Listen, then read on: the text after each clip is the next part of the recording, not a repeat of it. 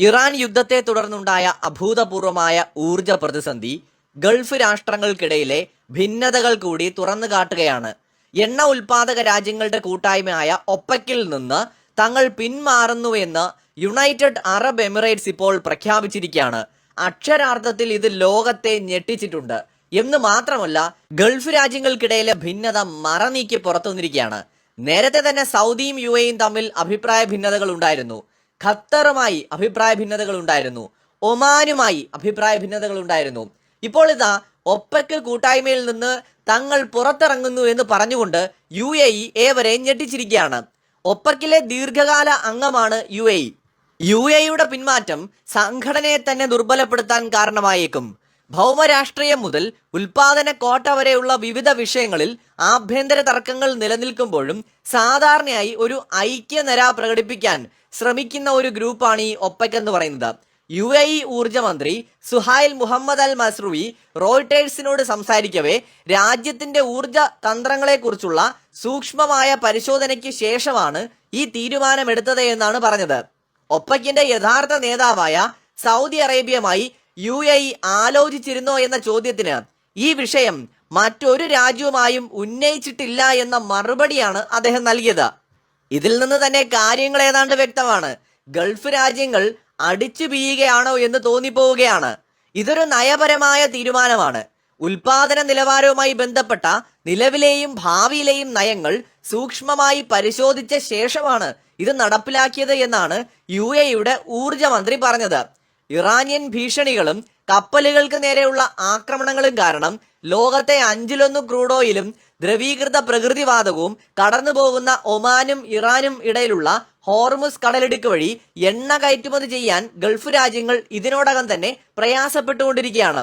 OPEC plus സഖ്യത്തിൽ നിന്നും UAE വിട്ടുനിൽക്കുമെന്നും കടലിടുക്കിലെ സാഹചര്യം പരിഗണിക്കുമ്പോൾ ഈ നീക്കം വിപണിയിൽ വലിയ സ്വാധീനം ചെലുത്തില്ല എന്നുമാണ് UAE പറയുന്നത്.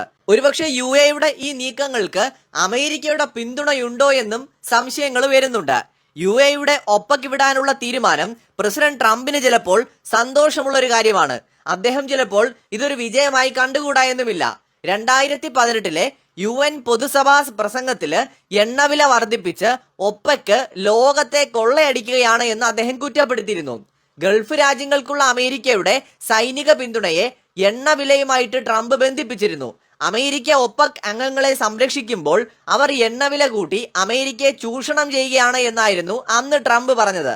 യുദ്ധം നടന്ന സമയത്ത് നിരവധി ഇറാനിയൻ ആക്രമണങ്ങളിൽ നിന്ന് തങ്ങളെ സംരക്ഷിക്കാൻ മറ്റ് അറബ് രാജ്യങ്ങൾ വേണ്ടത്ര ശ്രമിക്കുന്നില്ല എന്ന് വാഷിംഗ്ടണിന്റെ പ്രധാന സഖ്യകക്ഷിയായ UAE വിമർശിച്ചതിന് പിന്നാലെയാണ് ഈ നീക്കം. ആ ഒരു ആക്ഷേപം അല്ലെങ്കിൽ വിമർശനം സത്യവുമാണ്. സൗദി അറേബ്യയും ഖത്തറും അടക്കമുള്ള രാജ്യങ്ങൾ UAEയുടെ സുരക്ഷയുടെ കാര്യത്തിൽ കാര്യമായ രീതിയിൽ ഇടപെട്ടോ എന്ന് സംശയമാണ്, പ്രത്യേകിച്ച് സൗദി അറേബ്യ. UAEയുടെ അതൃപ്തി പ്രകടമാണ്. തിങ്കളാഴ്ച നടന്ന ഗൾഫ് ഇൻഫ്ലുവൻസേഴ്സ് ഫോറത്തിൽ UAE പ്രസിഡന്റിന്റെ നയതന്ത്ര ഉപദേഷ്ടാവ് അൻവർ ഗർഗാഷ് ഇറാനിയൻ ആക്രമണങ്ങളോടുള്ള ഗൾഫ് രാജ്യങ്ങളുടെ പ്രതികരണത്തെ വിമർശിക്കുകയുണ്ടായി. അദ്ദേഹം പറഞ്ഞത് ഈ ഗൾഫ് സഹകരണ കൗൺസിൽ രാജ്യങ്ങൾ പരസ്പരം ലോജിസ്റ്റിക്കിൽ പിന്തുണ നൽകി, എന്നാൽ രാഷ്ട്രീയമായും സൈനികമായും അവരുടെ നിലപാട് ചരിത്രത്തിലെ ഏറ്റവും ദുർബലമാണ് എന്ന് ഞാൻ കരുതുന്നുവെന്നാണ്. ഗർഗാഷിന്റെ അഭിപ്രായം ഒരു പരിധിവരെ എല്ലാവരും ശരിവെക്കുന്ന കാര്യമാണ്. ഗൾഫ് രാജ്യങ്ങൾ വളരെ ദുർബലമായി തന്നെയാണ് യുദ്ധസമയത്ത് കാണപ്പെട്ടത്. അറബ് ലീഗിൽ നിന്ന് ഇത്തരമൊരു ദുർബലമായ നിലപാട് ഞാൻ പ്രതീക്ഷിച്ചിരുന്നു, അതിൽ അത്ഭുതമില്ല. എന്നാൽ ഗൾഫ് സഹകരണ കൗൺസിലിൽ നിന്ന് ഞാനിത് പ്രതീക്ഷിച്ചില്ല എന്നാണ് അദ്ദേഹം കൂട്ടിച്ചേർത്തുകൊണ്ട് പറഞ്ഞത്. അതായത് GCC രാജ്യങ്ങൾ കാണിച്ച ഒരു ദുർബലമായ പ്രതികരണ ശൈലിയോട് UAEക്ക് കടുത്ത എതിർപ്പുണ്ടെന്ന് വ്യക്തം. UAE പുറത്തു പോകുമ്പോൾ മറ്റൊരു കാര്യം കൂടി പറയുന്നുണ്ട്. ലോകത്തിന് കൂടുതൽ ഊർജം ആവശ്യമാണ്. സംഘടനയ്ക്ക് പുറത്ത് പ്രവർത്തിക്കുന്നത് ലോകത്തിലെ ഏറ്റവും കുറഞ്ഞ ചിലവിലും കുറഞ്ഞ കാർബൺ പുറന്തള്ളലിലും എണ്ണ നൽകുന്ന രാജ്യം എന്ന നിലയിലുള്ള തങ്ങളുടെ സ്ഥാനം പൂർണ്ണമായി പ്രയോജനപ്പെടുത്താൻ UAEയെ സഹായിക്കുമെന്നാണ്.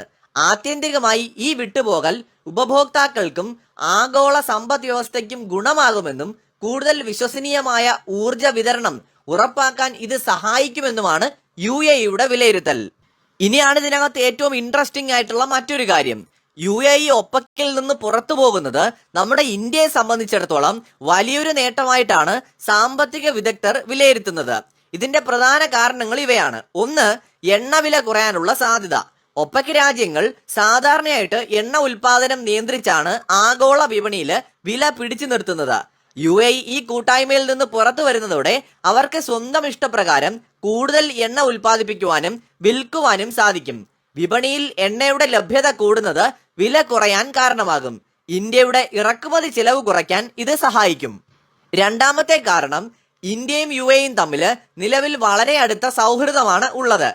ഒപ്പക്കിന്റെ കടുപ്പമേറിയ നിബന്ധനകളില്ലാതെ നേരിട്ട് ഇന്ത്യക്ക് UAEയിൽ നിന്ന് കൂടുതൽ എണ്ണ വാങ്ങാൻ ഈ സാഹചര്യം വഴിയൊരുക്കും. ഇത് ഇന്ത്യയുടെ ഊർജ സുരക്ഷ വർദ്ധിപ്പിക്കും. മൂന്നാമത്തെ കാരണം, ഇന്ത്യയും UAEയും തമ്മിൽ വ്യാപാര ഇടപാടുകൾ രൂപയിൽ നടത്താൻ നേരത്തെ തന്നെ ധാരണകളുണ്ട്. ഒപ്പക്കിന്റെ നിയന്ത്രണങ്ങളിൽ നിന്ന് UAE മുക്തമാകുന്നതോടെ കൂടുതൽ എണ്ണ ഇടപാടുകൾ ഡോളറിന് പകരം രൂപയിൽ നടത്താൻ കഴിഞ്ഞാൽ അത് ഇന്ത്യൻ സമ്പദ് വ്യവസ്ഥയ്ക്ക് കരുത്താകും. ചുരുക്കത്തിൽ UAEയുടെ തീരുമാനം ഇന്ത്യക്കും ഗുണകരമാണ് എന്ന് ഈ ഘട്ടത്തിൽ പറയാം. അതുപോലെ തന്നെ ചില ആശങ്കകളും നിലനിൽക്കുന്നുണ്ട്. സൗദിയും UAEയും തമ്മിലുള്ള ഭിന്നതയാണല്ലോ ഇതോടെ മറനീക്കി പുറത്തു വന്നത്. ഗൾഫ് മേഖലയിൽ ഇത് വലിയ രാഷ്ട്രീയ അസ്ഥിരത ഉണ്ടാക്കിയാൽ അവിടെയുള്ള ദശലക്ഷക്കണക്കിന് ഇന്ത്യൻ പ്രവാസികളെ അത് ബാധിക്കാനുള്ള സാധ്യതയുണ്ട്. ഇറാൻ യുദ്ധം കാരണം ഹോർമുസ് കടലിടുക്കിലൂടെയുള്ള ഗതാഗതം തടസ്സപ്പെട്ടാൽ UAEക്ക് എണ്ണ പുറത്തെത്തിക്കാൻ പ്രയാസമാകും. ഇത് ഇന്ത്യയിലേക്കുള്ള വിതരണത്തെ ബാധിക്കുമോ എന്ന ആശങ്ക ഇപ്പോഴും നിലനിൽക്കുന്നുണ്ട്. എന്നിരുന്നാലും എണ്ണവില കുറയുന്നതും വിതരണം കൂടുന്നതും ഇന്ത്യയുടെ സാമ്പത്തിക വളർച്ചയ്ക്ക് വലിയ വേഗത നൽകും. അതുകൊണ്ട് തൽക്കാലം ഇതിനെ ഒരു ശുഭവാർത്തയായിട്ടാണ് വിദഗ്ധർ എല്ലാം തന്നെ കാണുന്നത്. UAE പെട്ടെന്ന് ഒപ്പക്ക് വിടാൻ തീരുമാനിച്ചതിന്റെ പിന്നിൽ രാഷ്ട്രീയവും സാമ്പത്തികവുമായ നിരവധി കാരണങ്ങളുണ്ട്. സുരക്ഷാപരമായ അതൃപ്തിയാണ് അതിൽ വളരെ പ്രധാനം. ഇറാൻ യുദ്ധത്തിന്റെ പശ്ചാത്തലത്തിൽ തങ്ങൾക്കുണ്ടായ സുരക്ഷാ ഭീഷണിയിൽ സൗദി അറേബ്യ ഉൾപ്പെടെയുള്ള അയൽരാജ്യങ്ങൾ വേണ്ടത്ര പിന്തുണ നൽകില്ല എന്ന് UAE വിശ്വസിക്കുന്നതോടൊപ്പം തന്നെ ഹൂതികളുടെയും ഇറാന്റെയും ആക്രമണങ്ങൾ ഉണ്ടായ സമയത്ത് രാഷ്ട്രീയമായും സൈനികമായും ഗൾഫ് രാജ്യങ്ങൾ ഒറ്റക്കെട്ടായി നിന്നില്ല എന്ന പരാതിയും UAEക്കുണ്ട്. എണ്ണവില കുറയാതിരിക്കാൻ ഉൽപാദനം കുറച്ചു വയ്ക്കണമെന്നാണ് ഒപ്പക്കിന്റെ നിലപാട്. എന്നാൽ UAE തങ്ങളുടെ എണ്ണ ഉൽപാദന ശേഷി വർദ്ധിപ്പിക്കാൻ കോടിക്കണക്കിന് ഡോളർ നിക്ഷേപിച്ചിട്ടുണ്ട്. ഒപ്പക്കിൽ തുടർന്നാൽ ഈ ശേഷി പൂർണ്ണമായി ഉപയോഗിക്കാൻ കഴിയില്ല എന്നൊരു പ്രശ്നം കൂടിയുണ്ട്. ഒപ്പക്കിന്റെ നിയന്ത്രണങ്ങളിൽ നിന്ന് മാറി നിന്ന് തങ്ങളുടെ പക്കലുള്ള കുറഞ്ഞ ചിലവില് ഉൽപ്പാദിപ്പിക്കാവുന്ന എണ്ണ വിപണിയിലെത്തിച്ച് ലാഭം കൊയ്യാൻ UAE ആഗ്രഹിക്കുന്നു.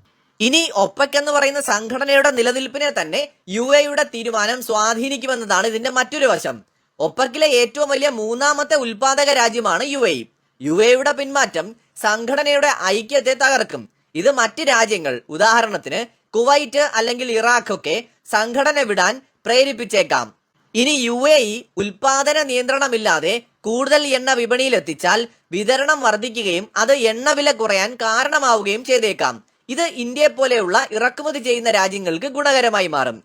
ഗൾഫ് മേഖലയിലെ ഏറ്റവും വലിയ രണ്ട് ശക്തികളായ സൗദിയും UAEയും തമ്മിലുള്ള രാഷ്ട്രീയ ബന്ധത്തിൽ വലിയ വിള്ളലുകൾ തന്നെ ഇതുണ്ടാക്കും. പ്രാദേശികമായ നേതൃത്വത്തിന് വേണ്ടിയുള്ള മത്സരം ഇത് കടുപ്പിക്കുകയും ചെയ്യും. ഒപ്പക് ഇല്ലാതാവുന്നത് ഇന്ത്യയെ പോലെ തന്നെ അമേരിക്കയ്ക്കും സന്തോഷകരമായ വാർത്തയാണ്. പ്രത്യേകിച്ച് ട്രംപ് ഭരണകൂടത്തിന് വലിയ നേട്ടമാണ്. എണ്ണവിലയിൽ ഒപ്പക്കിനുള്ള നിയന്ത്രണം കുറയുന്നത് ആഗോള വിപണിയിൽ